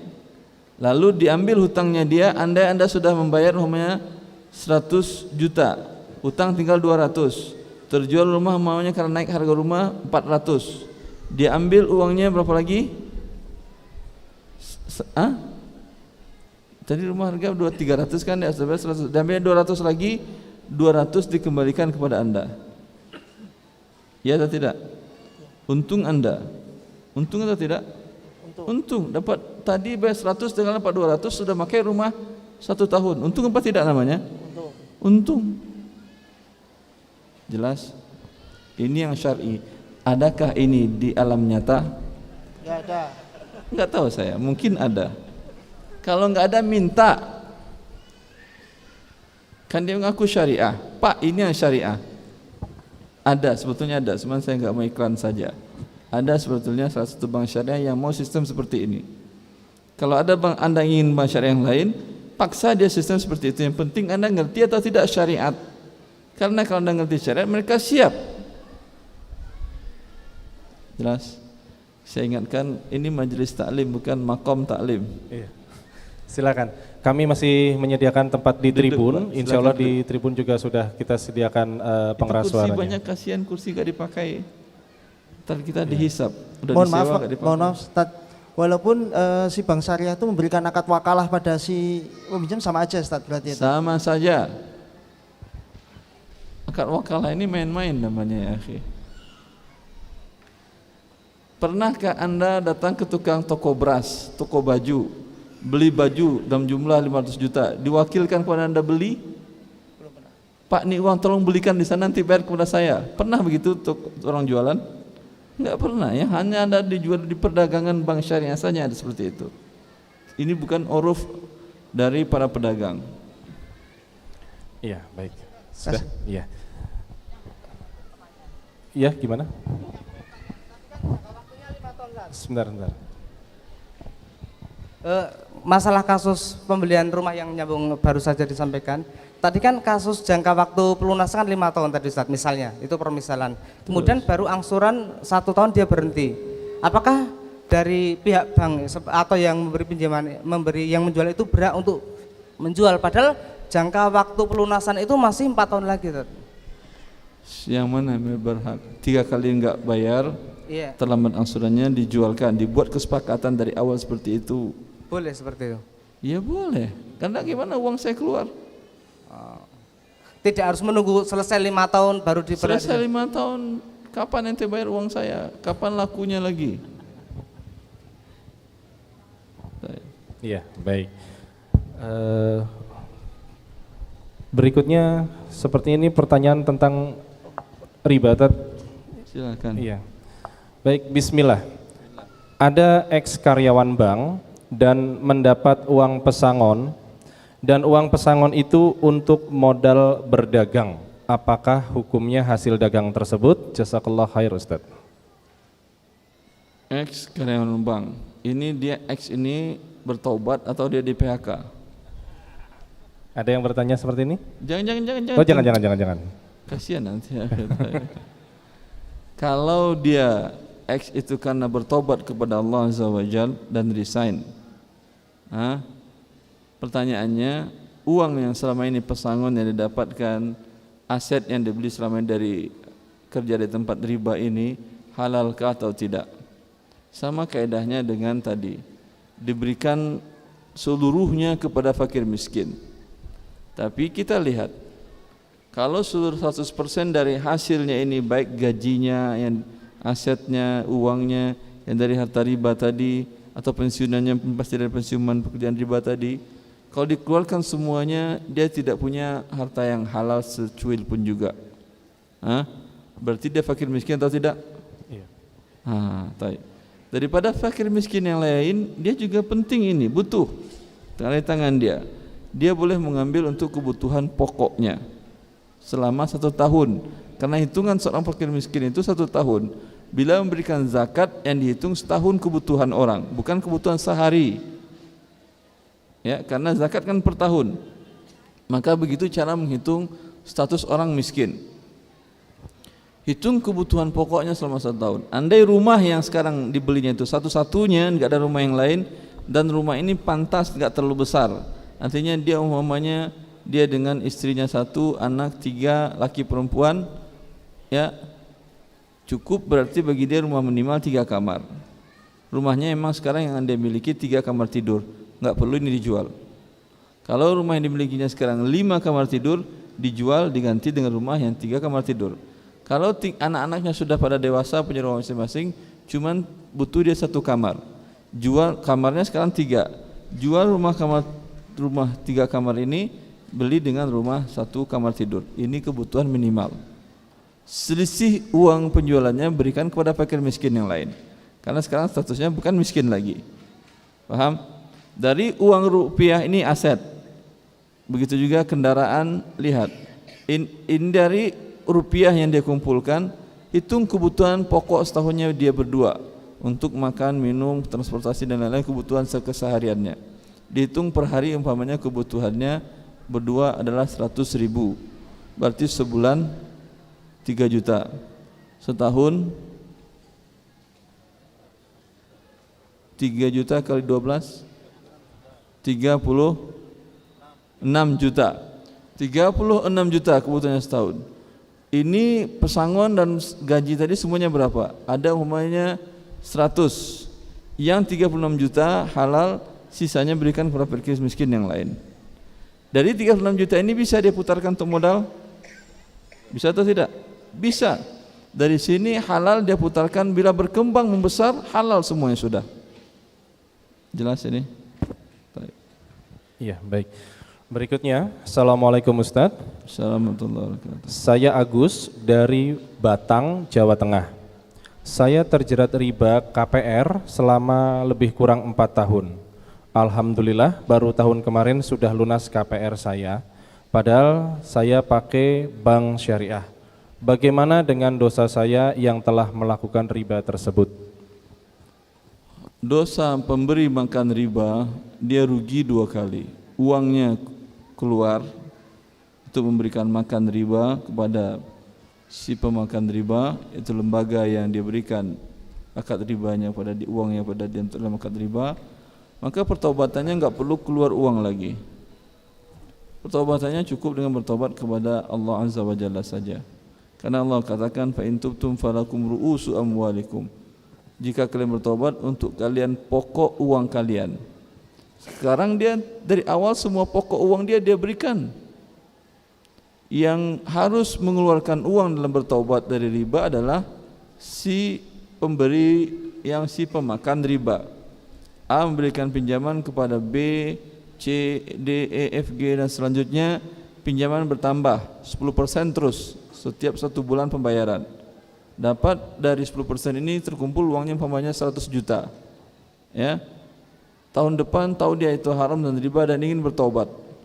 Ya, 100 juta ini masih ada, ini yang diberikan kepada fakir miskin. Kalau itu sudah habis dan mampu dia berikan kepada miskin-miskin dari uang yang lain, wajib dia keluarkan. Kalau tidak mampu, apa boleh buat? Cukup hanya bertobat kepada Allah. Iya. Berikutnya Ustaz. Assalamualaikum Ustaz Erwandi. Assalamualaikum warahmatullahi wabarakatuh. Bagaimana hukumnya bekerja di perusahaan rokok? Saya kebetulan sales senior di salah satu perusahaan rokok yang cukup ternama. Kedua, titipan teman saya, dia sedang galau karena bekerja di distributor sepeda motor yang mengharuskan via leasing. Sementara teman saya paham hukum riba. Mohon penjelasannya, syukran Ustaz. Allah barik fiik.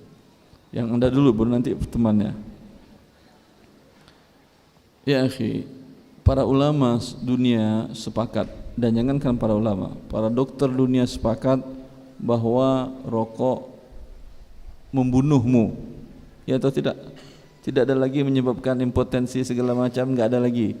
Satu kata saja, membunuhmu. Bila semuanya sepakat membunuhmu, bolehkah membeli alat pembunuh diri, menjual alat pembunuh diri orang lain? Tidak boleh. Ini hukumnya haram. Ya, kecuali Anda bekerja di perusahaan pembunuh hama dan bahan bakunya tembakau. Iya kan ya? Tembakau kan pembunuh hama yang organik, iya atau tidak? Iya, yang merokok itu berarti dianggap hama oleh perusahaan rokoknya, pembunuh organik. Dan itu tidak mungkin, hampir-hampir tidak ada. Maka pekerjaan Anda adalah pekerjaan yang haram, uang yang didapatkan adalah uang yang haram dan seterusnya. Bertobatlah kepada Allah Azza wa Jalla. Lalu kita bicarakan sekarang teman Anda. Teman Anda bekerja di dealer dealer apa tadi akhi? Di leasing Ustaz, distributor. Distributor leasing. Iya, betul. Bukan dealer motor atau mobil. Distributor sepeda motor yang mengharuskan leasing, Ustaz. Dia jual. Iya. Kalau cash bisa ke distributor tadi. Kalau umpamanya by kredit dia oper alihkan ke leasing, begitu? Iya, seperti itu. Dia termasuk orang yang mengalihkan orang untuk ke neraka, membuat riba, termasuk bagian dari hal tersebut. Bilang ke dia, saya enggak mau nyuruh Anda ke leasing karena itu adalah riba. Saya enggak ingin Anda masuk neraka. Jelas? Itu boleh kalau dia bilang begitu. Iya, baik. Pertanyaan berikutnya, saya pernah pinjam ke bank konvensional. Uangnya untuk membeli sebidang tanah dan modal usaha serta merenovasi rumah orang tua. Tetapi hal ini terjadi sebelum tahu kalau pinjam di bank konvensional itu tidak boleh. Bagaimana dengan aset yang saya punya sekarang dari hasil pinjaman itu? Dan bagaimana dengan rumah orang tua saya yang saya renovasi tersebut? Pinjamannya sudah lunas dan sekarang saya berusaha sudah tidak ingin lagi berhubungan dengan riba. Alhamdulillah, tidak ada konsekuensi apapun juga kecuali hanya bertobat kepada Allah Azza wa Jalla dan tidak melakukannya kembali. Alhamdulillah. Enak berarti kan ya? Tapi jangan bikin dulu antum. Oh kalau gitu saya bikin juga seperti itu Ustaz. Kalau mati besoknya ente gimana? Mati dalam keadaan berbuat riba. Ini karena dia bertobat setelah dia mengetahui itu dan lunas sudah, alhamdulillah. Karena yang riba akad pertambahannya tadi, uangnya tidak riba. Paham Anda ini? Uangnya tidak riba. Bisa digunakan untuk A, B, C dan lain. Tetapi tutup akad riba tadi, bagaimana cara untuk dibayar? Ya, sisa aset dan barang tadi dibeli halal sudah. Iya, baik. Pertanyaan berikutnya, Ustadz mau tanya, saya dapat rumah dari orang tua, tetapi orang tua membangun rumah dengan hutang bank, dan sekarang hutang selesai. Sebelum waktunya karena meninggal dunia. Bagaimana status rumah tersebut dan sebagai ahli waris bagaimana Ustaz? Selesai karena dibayarkan oleh asuransi. Betul. Enggak ada masalah. Ya, tetapi kasihan orang tua Anda. Waktu dia hidup dan waktu dia meninggal riba belum selesai berarti kan ya? Iya. Ya. Maka semoga Allah mengampuni orang tua Anda dan orang tua kita semuanya dan saudara-saudara kita yang terlanjur meninggal sebelum dia sempat bertobat kepada Allah dari dosa-dosa riba tersebut. Allah sesungguhnya Maha Pengasih lagi Maha Penyayang. Iya, baik.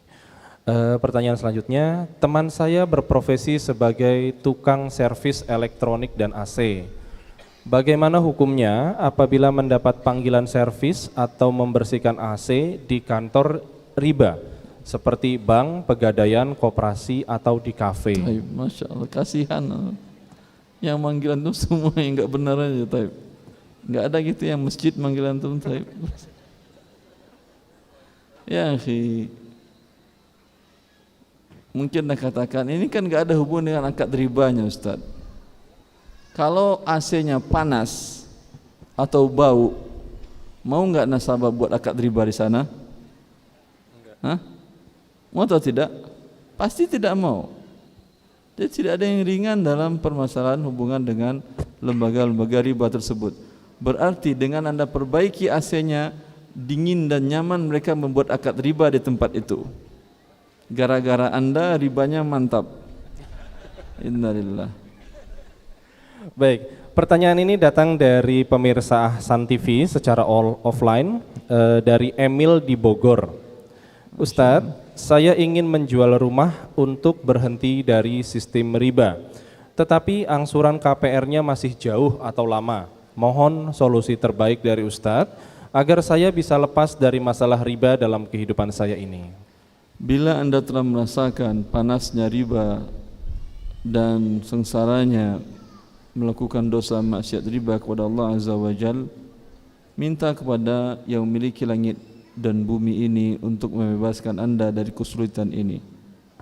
Ya, Allah mengatakan tentang 3 sahabat Nabi SAW yang merasakan wadaqat alaihimul ardu bima rahubat wa dhannu an la malja'a minallah illa ilaih. 3 sahabat Rasulullah yang tidak ikut dalam perang Tabuk merasakan sengsaranya hidup untuk lari dari kewajiban tersebut, tidak nyamannya dia. Wa dhannu an la malja'a minallahi illa ilaih. Mereka meyakini tidak ada tempat kembali yang bisa memperbaiki kebahagiaan hidup mereka kecuali kepada Allah, dan mereka kembali kepada Allah. Maka minta kepada Allah untuk memudahkan anda untuk bertaubat dan merasakan kebahagiaan sebelum dahulu anda pernah berbuat dosa kepadanya.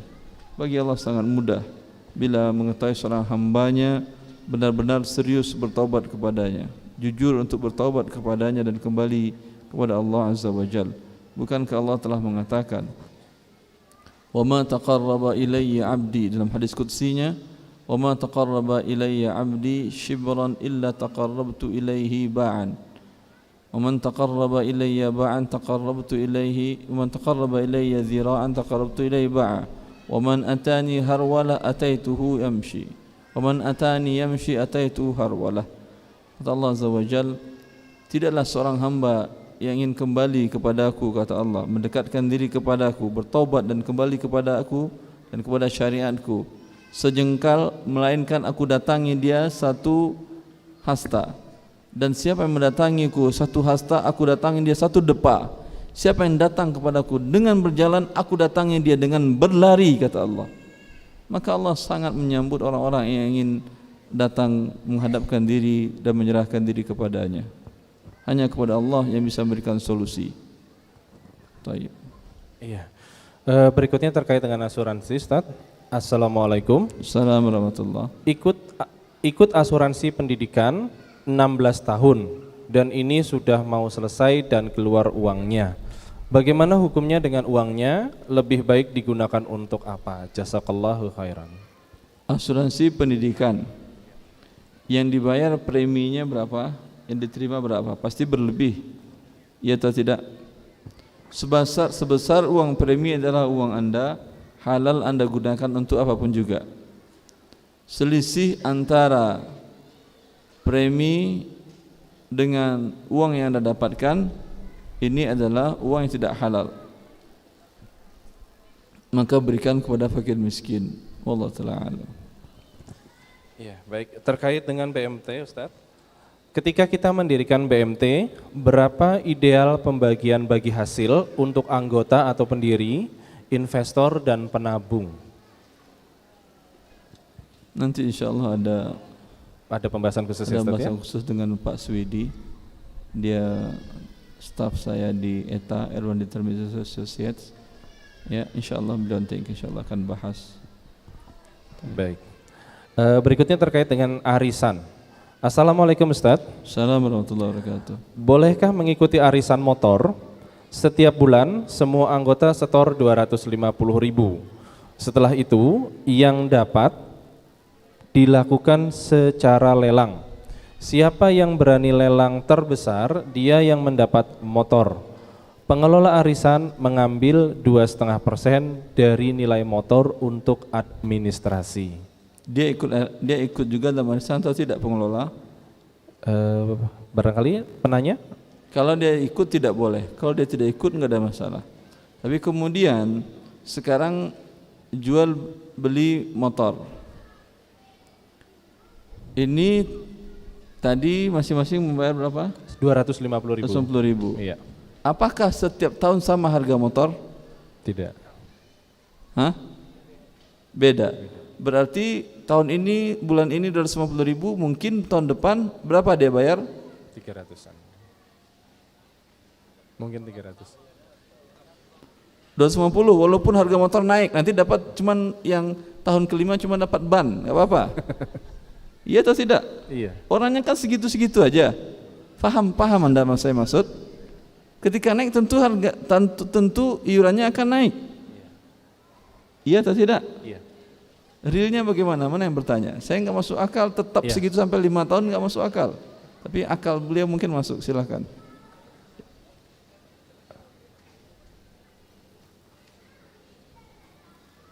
Minta tolong soundman. Iya, dicoba Mas. Masih belum bisa itu. Oke, siap. Jadi tiap bulan itu disisakan sekitar 2,5% nanti untuk kenaikan harga, Pak Ustadz. Kalau naiknya 10%, inflasi berapa persen setahun? 7%. Anda cuma 2,5% disisihkan. Ya, kan ini akumulasi nanti kalau misalnya ada kenaikan nanti diambilkan dari yang 2,5% itu tadi. Kenaikan harga motor nggak sampai ini sih biasanya. 2,5%-nya per bulan, per bulan. Jadi tiap bulan berarti ketika dapat yang awal, iya, itu bukan sebesar uang yang dia bayar. Iya. Ya. Berarti dia pinjam uang sekian, dia bayar berlebih. Kalau iya. Iya, betul. Apa namanya? Riba. Anda sudah jawab. Terima kasih atas jawabannya.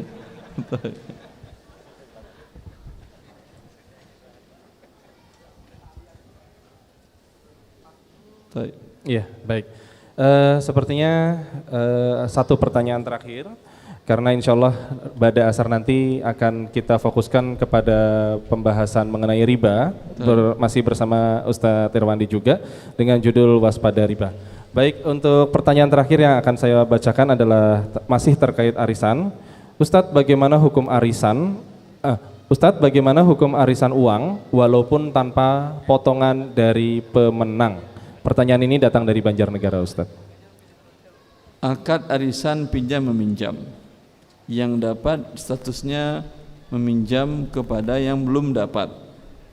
Ya, pada dasarnya boleh selagi tidak ada pertambahan. Dia terima umpamanya 10 juta yang dia bayar dengan cicil nanti juga 10 juta, tidak boleh pertambahan. Beda tadi dengan motor. Jelas? Maka menjadi halal. Tapi bila ada persyaratan yang dapat nanggung makan, nanggung ini segala macam, ya berarti ini dia pinjam kurang. Karena dia harus bayar beli ini, beli itu. Dapat 10 juta buat biaya makanan tadi adalah 500.000. Ya, karena kamu pinjam uang saya, beri saya makan ya. Maka ini adalah riba. Dia terima 9,5, yang dia bayar nanti adalah 10 juta. Jelas? Bila tidak ada persyaratan seperti itu, ya, tidak ada hubungan dengan makan-makan segala macam, ya, murni uang saja yang diputarkan setiap kali pertemuan, maka hukum asalnya boleh dan bagus. Kecuali menurut pendapat sebagian para ulama, dan ini pendapat Syekh Shalih bin Fauzan Al-Fauzan, menurut beliau akad arisan itu tetap masih riba, karena akridni ukriduk, akadnya adalah berikan aku pinjaman maka akan aku berikan kamu pinjaman. Ketika mereka bersepakat dalam sebuah komunitas tadi, kelompok arisan tadi, yang dapat minjam dengan syarat harus pinjamkan lagi kepada yang belum dapat nantinya dengan cicilan tadi. Tetapi dijawab oleh mayoritas para ulama mu'asirin, dan ini pendapat Syekh Muhammad sallallahu alaihi wasallam rahimahullah, kata beliau tidak begitu akadnya. Bukan akad pinjamkan aku pinjamkan kamu, tetapi pinjamkan aku bayar kepadamu dengan bentuk cicilan tadi. Maka wallahu ta'ala alam, pendapat yang terkuat dalam ini adalah boleh bila tidak ada hal-hal yang diharamkan seperti yang dijelaskan tadi. Iya, baik. Sepertinya kita selesai sudah untuk kajian kali ini dengan tema fikih jual beli. Dan kami sampaikan juga syukran jazakallah khairan kepada Ustadz Irwandi Tarmizi. Semoga Allah selalu menjaga beliau. Insya Allah kita akan bertemu lagi di sesi berikutnya di kajian Ba'da Asar dengan tema waspadai riba. Akhir kata kami tutup dengan doa kafaratul majelis. Subhanakallahumma wa bihamdika asyhadu an la ilaha illa anta astaghfiruka wa atubu ilaik. Wabillahi taufiq wal hidayah. Wassalamualaikum warahmatullahi wabarakatuh.